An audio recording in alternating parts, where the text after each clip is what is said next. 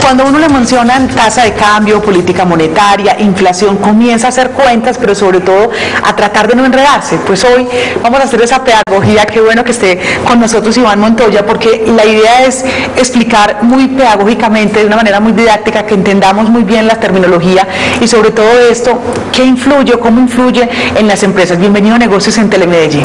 Muchas gracias. Y arranquemos con las definiciones, ¿no? Sí, claro. Y es el tema específicamente de la inflación. Hablemos un poco de ese tema de esos promedios de los precios de la economía, eso cómo así que se constituye en la inflación de un país, cómo así que Colombia tiene una expectativa de tener un 3% de inflación. Un poco sobre este tema. Bueno, lo primero que hay que decir es que la inflación hace referencia al promedio de los precios en una economía, ¿sí? Ahora, en la economía se producen miles, por no decir millones de productos, y tener información sobre cada uno de esos precios pues es una labor bastante compleja.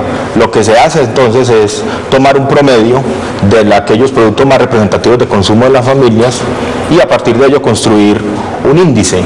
Pues el más conocido es el índice de precio al consumidor, que se elabora a partir de una canasta básica o la canasta base, pues como se conoce también, y a partir de ella se mira la evolución de los precios de un periodo a otro. Conforme va cambiando ese índice, entonces hay una manera de aproximar o de medir el comportamiento promedio de los precios. Eso es lo que se conoce como la tasa de inflación. ¿¿Quién fija esa tasa de inflación? ¿Cómo se fija? Pues la tasa de inflación objetivo la fija el Banco de la República en Colombia, ¿sí? Digamos que antes del año 2001, la estrategia que se seguía para enfrentar el problema de la inflación era a través de los agregados monetarios, es decir, de la cantidad de dinero que había en la economía. Pero a partir del 2001, con la estrategia de inflación objetivo, lo que hace el Banco de la República para lograr anclar las expectativas de los agentes es anunciar una meta de inflación. Y entonces los agentes confían en que esa meta se va a cumplir. Se va a cumplir y efectivamente se cumple. Y ellos ajustan todos sus precios de acuerdo a esa expectativa y el resultado pues es que efectivamente se cumple la expectativa de inflación. Y en el histórico, digamos, del país uno podría decir que se ha venido cumpliendo, excepto unos años específicos, ¿no? Sí, en Colombia pues desde que se implementó la inflación objetivo ha sido bastante efectivo pues esa estrategia y lograron, digamos, los encargados del diseño de la política monetaria en Colombia, es decir, la Junta Directiva, lograron paliar ese problema pues de la inflación que antes del 2001 era incluso de 2 dígitos y a partir pues del 2001 la inflación en Colombia es de 1 dígito y está pues muy baja, ¿cierto? Casi al nivel pues de inflación en países desarrollados. Hablemos un poco ya de esa tasa, de cómo se implementa la política monetaria en Colombia específicamente. Bueno, la política monetaria en Colombia se implementa pues, a través del enfoque o de la estrategia de la inflación objetivo y el instrumento clave para ello es la tasa de interés. Es un hecho pues que reconoció entre los economistas que la inflación es un fenómeno monetario. Por lo tanto corresponde pues a la entidad encargada de inyectar liquidez en la economía, velar porque la inflación no se desborde. Entonces el Banco de la República es la entidad encargada de dar, digamos, respuesta a cualquier brote de inflación y salir del paso a través de la tasa de interés. ¿Por qué se prenden las alarmas cuando se identifican inversiones o capitales golondrina que son así mencionados en el mercado? O esos que se hacen y salen rápidamente. Son puntuales. Sí, la situación es que en Colombia hasta la implementación pues, de la estrategia de inflación objetivo, en el país se le apostó a tratar de tener movilidad de capitales, es decir, que los capitales que vienen a Colombia a invertir en portafolios, es decir, en activos financieros, o lo que se conoce pues como capitales golondrina, podían venir libremente. El problema es que se quería que vinieran libremente, pero además lograr cierto objetivo con la tasa de cambio y con la inflación. Es un hecho pues que esos 3 objetivos no se pueden lograr. Si hay perfecta movilidad de capitales, seguramente el banco no va a lograr mantener estable el tipo de cambio y a su vez controlar la inflación. Tiene que sacrificar uno de esos objetivos. Entonces, con la implementación de la estrategia de inflación objetivo, se abandona, digamos, el compromiso sobre la tasa de cambio o el tipo de cambio, y entonces se vela más por el control de la inflación en un escenario de libre movilidad de capitales. Iván, ¿cuál es la relación entre política monetaria y tipo de cambio? Bueno, como les comentaba, la inflación se logra controlar a través del instrumento de tasa de interés.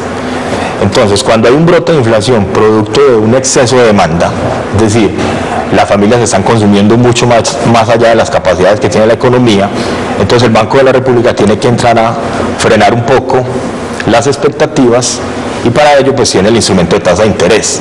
El problema es que cuando se aumenta la tasa de interés, se suben llama las la tasas atención para tratar de mermar un poquito el consumo, ¿no? Claro, al subir las tasas de interés, los créditos se hacen cada vez más costosos, entonces eso a la larga debe frenar la intención de consumo de las familias. Pero al aumentar las tasas de interés, eso llama la atención de los inversionistas extranjeros. Entonces ellos, motivados por esa mayor tasa de interés, llegan al país y por esa vía se afecta el tipo de cambio. Aterricemos un poquito todos estos conceptos para saber a quién beneficia o a quién se le va en contra.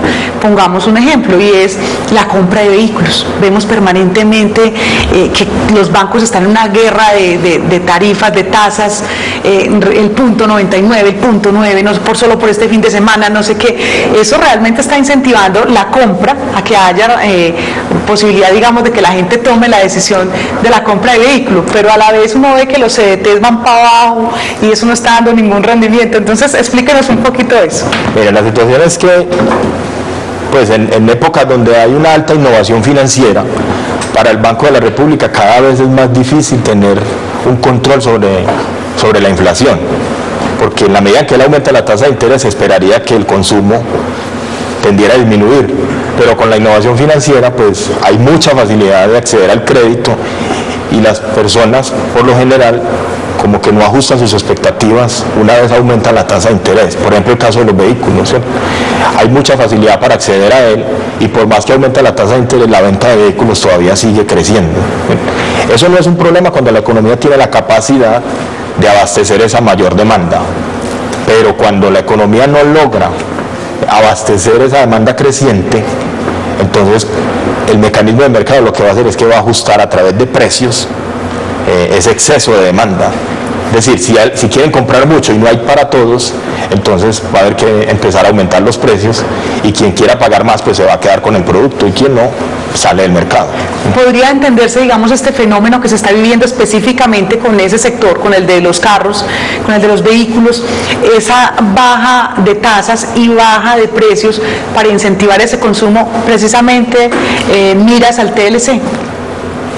Sí, lo que pasa es que con el TLC también hay un asunto de expectativas, porque muchas personas están esperando que bajen los precios de los vehículos, mucho más, porque han bajado, pues, pero que bajen mucho más para comprar su vehículo. Sin embargo, estas empresas pues, que están encargadas de la venta de vehículos han salido al paso a esas expectativas y en lugar de esperar a que las personas logren cristalizar esas expectativas de baja de precios, están aumentando las ventas desde ya.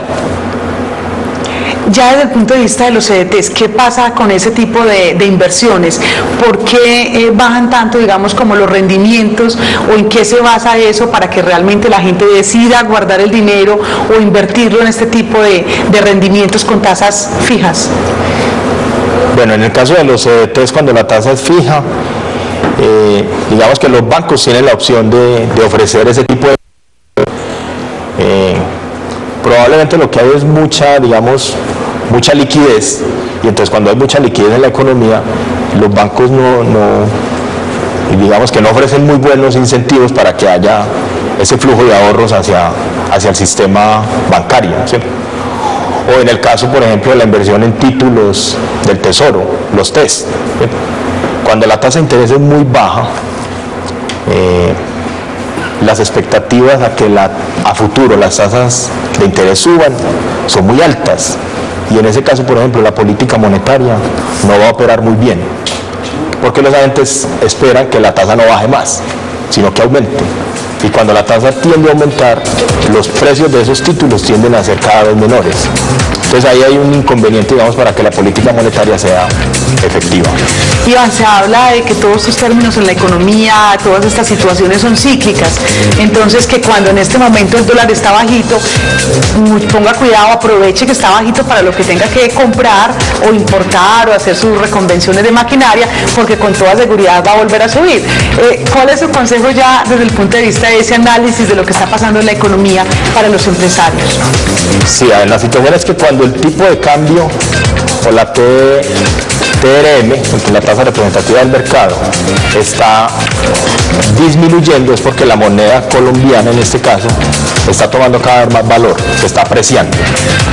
En ese caso, el sector que tiene vocación exportadora, las empresas pues, que exportan, son, digamos, las afectadas directamente, porque ellas exportan y reciben pues, sus ingresos en dólares, pero cuando lo convierten a pesos, cada vez reciben menos pesos por esos dólares. El problema es que ellas pagan sus costos en pesos, entonces pagan unos costos en pesos y reciben unos ingresos en dólares que cada vez son menores. Sí. Sin embargo, así como hay unas empresas que se ven afectadas, hay otras que directamente se ven beneficiadas, como son aquellas que están enfocadas a las importaciones. El mensaje pues es claro, en épocas de alta apreciación lo que se debe hacer es aprovechar la oportunidad para hacer una reconversión industrial y, digamos, enfocar los esfuerzos hacia productos innovadores para cuando se supere este tránsito por una economía bastante, digamos, con una moneda bastante apreciada, con el paso del tiempo se logre aprovechar todas las ventajas que ello pueda traer. O sea, ese es el momento para hacer una reconversión industrial, para importar máquinas de alta tecnología, porque están, digamos, de alguna manera mucho más asequibles para los empresarios. Iván Montoya, docente de la Universidad Pontificia Bolivariana, economista, magíster en Ciencias Económicas.